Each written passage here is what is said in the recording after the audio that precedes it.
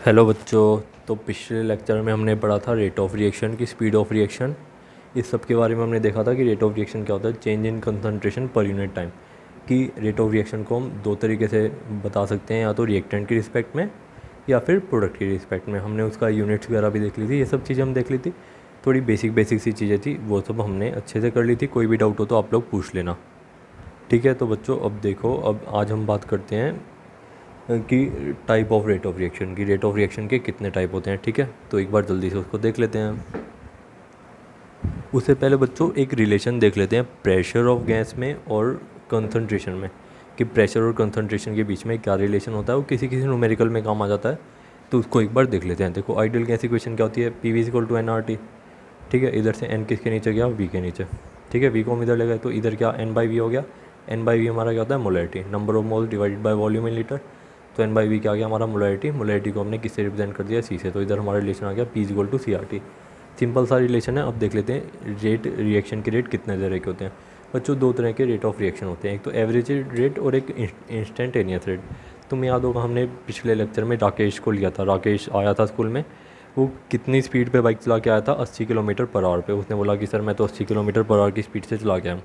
तो बच्चों वो तो हो गई थी उसकी एवरेज स्पीड, कि मतलब वो उसने 1 घंटे के अंदर 80 किलोमीटर के आसपास ट्रैवल करा, तो होगी एवरेज स्पीड। यानी कि वो 1 घंटे की स्पीड लगा लो या 50 मिनट की स्पीड लगा लो ना, कि 50 मिनट में एवरेज स्पीड इतनी रही। अब बच्चों मान लो कि जैसे मान लो मैं राकेश के साथ स्कूटी पे बैठ के आया होता। अब मैंने उसे किसी भी मोमेंट पे पूछ लिया कि जैसे हम स्कूटी पे चल रहे हैं, मैंने कहा राकेश अभी स्कूटी कितनी स्पीड पे चल रही है, तो उसने स्पीडोमीटर में देख के बता दिया कि सर अभी तो 50 किलोमीटर पर आवर चल रही है। तो इंस्टेंटेनियस स्पीड या इंस्टेंटेनियस रेट बच्चों क्या होता है, किसी भी मोमेंट पे मान लो कि जैसे किसी एक पर्टिकुलर टाइम पे, कि मतलब अभी क्या रेट चल रहा है। कि जैसे हम स्कूटी पे चल रहे हैं, मैंने थोड़ी देर में पूछ लिया कि राकेश अब क्या रेट चल रहा है, अब किस स्पीड से हम चल रहे हैं, तो उसने कहा 50। फिर थोड़ी देर बाद मैंने फिर पूछ लिया कि राकेश अब किस स्पीड से चल रहे हैं, तो उसने बोल दिया 70। यानी कि किसी पर्टिकुलर टाइम पे अगर हम रेट की बात करें या स्पीड की बात करें, तो उसको हम क्या बोलते हैं, इंस्टेंटेनियस रेट। कि किसी पर्टिकुलर मोमेंट पे क्या रेट चल रहा है। एवरेज रेट तो एक लंबे टाइम के लिए हो गया, मान लो 1 घंटे के लिए। और इंस्टेंटेनियस रेट किसके लिए हो गया, एक पर्टिकुलर टाइम पे, कि जैसे अभी का रेट चल रहा है, अभी रिएक्शन की क्या स्पीड चल रही है। तो कुछ इस तरह से है ना। अगर मान लो हमने रिएक्शन के पूरे रेट की बात करी, मान लो कोई रिएक्शन कंप्लीट हो गई, तो हमने तब हम बात करेंगे एवरेज रेट, कि 50 मिनट के अंदर इस रिएक्शन का रेट इतना रहा। अगर हम बात कर रहे हैं, मान लो रिएक्शन चल रही है, हमने किसी मोमेंट पे देख लिया रेट, कि जैसे अभी रिएक्शन का क्या रेट चल रहा है, तो उसको हम क्या बोलेंगे, इंस्टेंटेनियस रेट। तो एक बार जल्दी से देख लेते हैं इनको और अच्छे से। एवरेज रेट बच्चों क्या होता है, for a particular period of time, कि एक पीरियड ऑफ टाइम के बीच में हम एवरेज रेट की बात करते हैं, ठीक है। एवरेज रेट क्या होता है बच्चों, एवरेज रेट कांस्टेंट नहीं होता through out the reaction.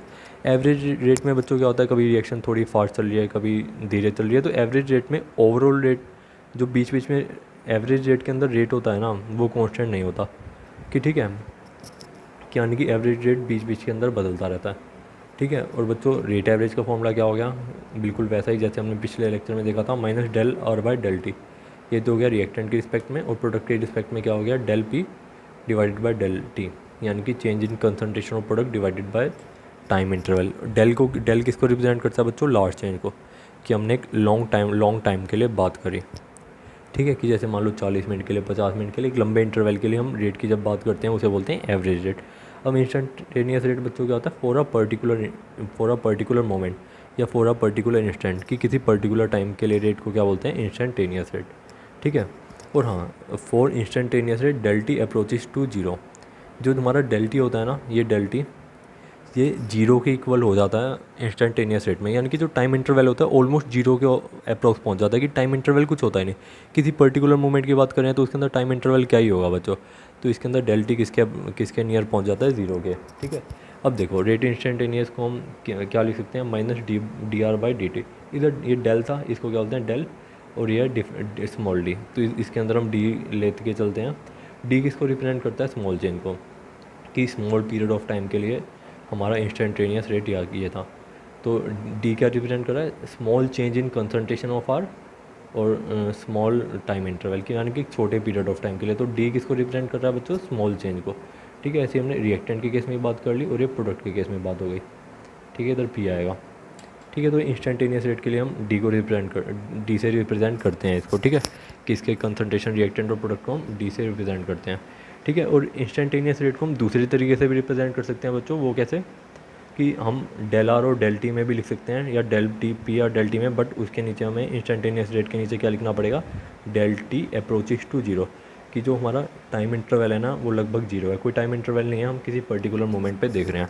I hope तुम्हें थोड़ी थोड़ी ये चीज़ें क्लियर हो रही होंगी। अब बच्चों एक ना प्लॉट देख लेते हैं, कंसंट्रेशन ऑफ रिएक्टेंट और प्रोडक्ट, कंसंट्रेशन ऑफ रिएक्टेंट या प्रोडक्ट विद टाइम, कि समय के साथ रिएक्टेंट की कंसंट्रेशन पे क्या फ़र्क पड़ता है और प्रोडक्ट के पे।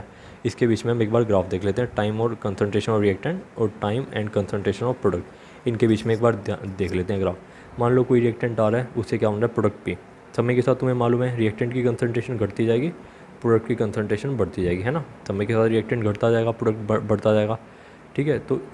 तो एक बार इसी को लेके एक बार जल्दी से ग्राफ देख लेते हैं कंसंट्रेशन ऑफ रिएक्टेंट और टाइम के बीच में। तो बच्चों देखो, मान लो कि तुम्हारा रिएक्टेंट है, शुरू में उसकी कंसंट्रेशन कितनी है, 1 2 3 4 5 6, मान लो 7 8 मोल है, 7 8 मोल पर लीटर है ना शुरू में उसकी कंसंट्रेशन। अब जैसे जैसे टाइम बढ़ता जाएगा, देखो टाइम एक्स एक्सिस में टाइम बढ़ता जाएगा, जैसे जैसे टाइम बढ़ता जाएगा कंसंट्रेशन रिएक्टेंट की घटती जाएगी घटती जाएगी घटती जाएगी घटती जाएगी, ऐसे थोड़ा थोड़ा घटती जाएगी, है ना। समय के साथ कुछ इस तरह का ग्राफ होता है कि जैसे जैसे टाइम बढ़ता गया कंसंट्रेशन, देखो देखो ना कंसंट्रेशन घट रही है, इधर ऊपर से नीचे जाएंगे कंसंट्रेशन घटेगी ना, वाई एक्सिस में इधर जा रहे हैं तो टाइम बढ़ेगा, तो ऊपर से नीचे जैसे जैसे जा रहे हैं कंसंट्रेशन घट रही है टाइम के साथ, ठीक है। तो हमने कंसंट्रेशन रिएक्टेंट और टाइम के बीच में कुछ ऐसा ग्राफ आ गया कि जैसे टाइम के साथ रिएक्टेंट की कंसंट्रेशन घटती जाएगी घटती जाएगी घटती जाएगी, कुछ इस तरह का प्लॉट आएगा।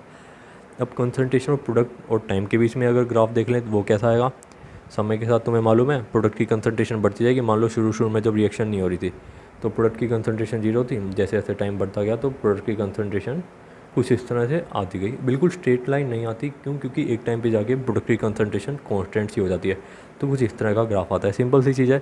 अब बच्चों एक बार देख लेते हैं कि हम कैलकुलेट कैसे करते हैं एवरेज रेट को और इंस्टेंटेनियस रेट को। बच्चों जनरली हम ग्राफ से इसको कैलकुलेट करते हैं, तो एक ग्राफिकल मेथड देख लेते हैं कि ग्राफ से हम एवरेज रेट और इंस्टेंटेनियस रेट को कैसे कैलकुलेट करते हैं। देखो बच्चों, मान लो तुम्हें कोई ग्राफ गिवन है, ठीक है, जैसे मान लो एक ग्राफ गिवन है और इसकी तुम्हें वैल्यू गिवन है साथ में, यानी कि ऐसा कुछ ग्राफ गिवन है।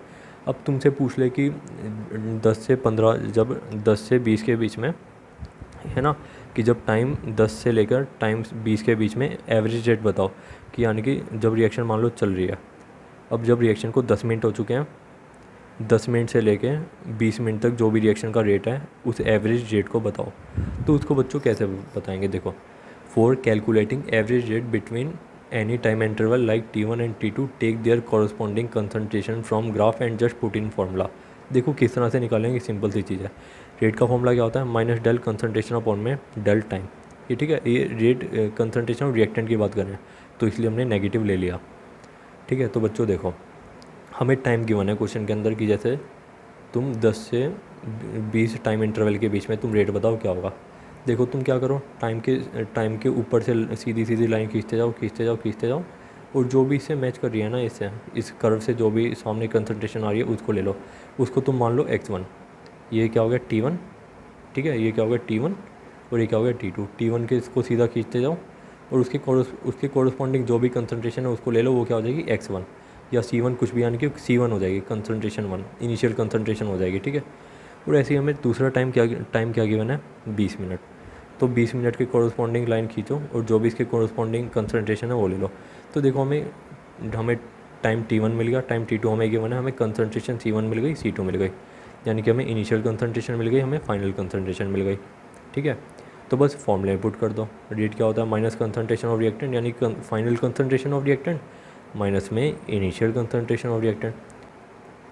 फाइनल कंसंट्रेशन आपकी कौन सी है बच्चों, फाइनल कंसंट्रेशन हमारी है 2, है ना, 20 के कॉरस्पॉन्डिंग कौन सा आ रहा है कंसंट्रेशन 2, तो हमारी फाइनल कंसंट्रेशन कौन सी होगी 2, और इनिशियल कंसंट्रेशन कौन सी होगी 5। इनिशियल कंसंट्रेशन C1 ही होगी ना, इनिशियल कंसंट्रेशन होगी तो 2 माइनस में 5 डिवाइडेड बाई 20 माइनस में 10, 20 क्या है T2 और 10 क्या है T1, तो T2 माइनस में T1 कर दिया, और हमने R2 माइनस में R1 बोल लो या C2 माइनस में C1 बोल लो, हमने R2 माइनस में R1 कर दिया तो इधर से हमें क्या मिल गया, रेट मिल जाएगा, वो क्या आ गया 3/10 समथिंग कुछ ऐसा आ गया, ठीक है। बच्चों तुमने एक चीज़ देखी कि रेट हमारा कैसा आया, पॉजिटिव आया, कि हमने जब रेट रिएक्टेंट के केस में निकाला तब भी हमारा पॉजिटिव आया। अब एक बार प्रोडक्ट से भी देखेंगे तब क्या होगा एक बार, ठीक है। अभी के लिए तुम्हें शायद ये समझ आ गया होगा, हमें कुछ भी नहीं करना, जो भी टाइम इंटरवल लिया है उसके आगे लाइन खींचो, उसके कॉरस्पॉन्डिंग कंसंट्रेशन निकालो और बस R2 माइनस में R1 कर दो और T2 माइनस में T1 कर दो, ठीक है। Concentration of reactant, final concentration of reactant minus में initial concentration of reactant divided by T2 minus में T1। जस्ट फॉर्मूले में पुट करा, चीज़ें ईजिली आ गई। आगे बढ़ते हैं, तुम्हें चीज़ें और क्लियर आएंगी, ठीक है। अब बच्चों ये देखो, जब हमें प्लॉट गिवन है concentration of product and time की, जब हमें कंसनट्रेशन ऑफ प्रोडक्ट और टाइम के बीच में ग्राफ गिवन है, तब पूछ ले कि तुमसे एवरेज रेट निकालो। तब एवरेज रेट को कैसे निकालेंगे? मान लो अब तुम्हें बोल रहा है कि जब टाइम इंटरवल 15 से 25 मिनट है, उसके बीच में तुम रेट निकालो रिएक्शन का। तो बस रेट का फॉर्मूला क्या होता है? डेल पी अपॉन में डेल टी, यानी कि change in concentration of product upon में change in concentration of reactant, P2 minus में P1 अपॉन में T2 माइनस में T1, ठीक है। और हाँ, इधर पॉजिटिव साइन आएगा क्योंकि प्रोडक्ट की बात कर रहे हैं। तो बस हमें टाइम इंटरवल गिवन है 15 के कॉरस्पॉन्डिंग क्या आ गया हमारा R1, कंसनट्रेशन ऑफ R1, और ये 25 पे आ गए, 25 क्या हमारा T2, टाइम इंटरवल 2, तो इसके कॉरस्पॉन्डिंग हमारा R2 क्या आ गया 7। तो बस हमने पुट कर दिया 7 माइनस पे 5 अपॉन में 25 माइनस 15, तो इधर से हमारा एवरेज रेट आ गया। ये भी बच्चों देख रहे हो पॉजिटिव में आया। हमने क्या बोला था? रेट हमेशा पॉजिटिव होता है, तो इधर भी रेट की वैल्यू आ गई। सिंपल सी है, तुम कैलकुलेट करके देखना, नहीं होता तो तुम पूछ लेना, ठीक है। अगर इनके कुछ ऐसा क्वेश्चन पूछ ले, तुम्हें टाइम इंटरवल दे दे और तुमसे रेट पूछ ले ग्राफ को देखे, तो तुम इतने सिंपल तरीके से निकाल लेते हो। अब बच्चों ये तो होगी एवरेज रेट की बात। अब जब हम इंस्टेंटेनियस रेट की बात करें, उसके अंदर क्या होता है, एक बार उसको भी जल्दी से देख लेते हैं। देखो इंस्टेंटेनियस रेट में मान लो तुम्हें कंसनट्रेशन ऑफ रिएक्टेंट और अपॉन में टाइम गिवन, मतलब कंसनट्रेशन ऑफ रिएक्टेंट और टाइम के बीच में तुम्हें प्लॉट गिवन है, कुछ इस तरीके का होता है ना, ये गिवन है, ठीक है। अब मान लो तुमसे पूछ ले कि जब 15 मिनट हो चुके हैं, 15 मिनट हो चुके हैं, उस टाइम पे तुम रेट ऑफ रिएक्शन निकालो कि जब 15 मिनट हो चुके हैं रिएक्शन को। तो उसके लिए बच्चों हमें क्या करना पड़ेगा?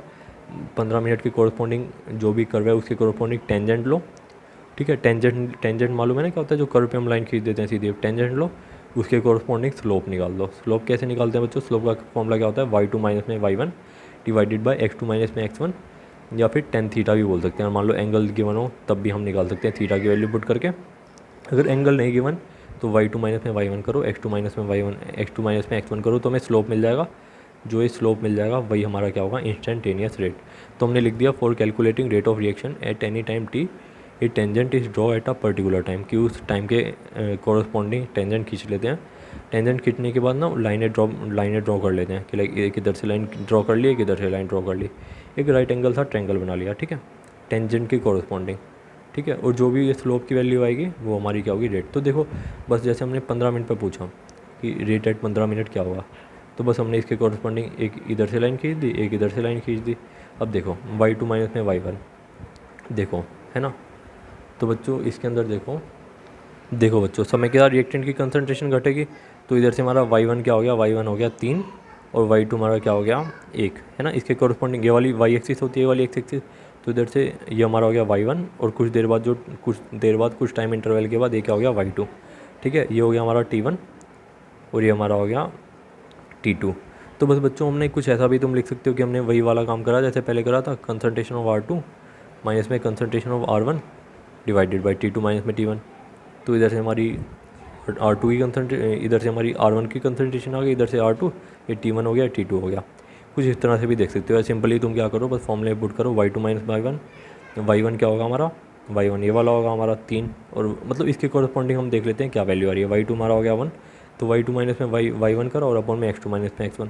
x2 बच्चों हमारा क्या हो जाएगा? T2, तो x2 हमारा क्या हो गया? 20 माइनस में 10, हमने इधर पुट करा तो इधर से हमारा रेट क्या आ गया? 0.2 mole litre inverse minute inverse. तो बच्चों इधर से मालूम है तुम्हें क्या पता चला कि 15 मिनट पे रिएक्शन का रेट क्या चल रहा है? 0.2 mole litre inverse minute inverse, कि 15 मिनट पे क्या रेट चल रहा है कि उस टाइम पे हर एक मिनट में रिएक्शन, मतलब कंसंट्रेशन रिएक्टेंट की 0.2 से घटती जा रही है, 0.2 से घटती जा रही है हर एक मिनट में, ठीक है। और एवरेज रेट में क्या हो गया कि पूरी रिएक्शन कितनी लेगी, जो पूरी रिएक्शन चली 30 मिनट तक, उसका एवरेज रेट कितना रहा? 0.2 mole litre inverse minute inverse.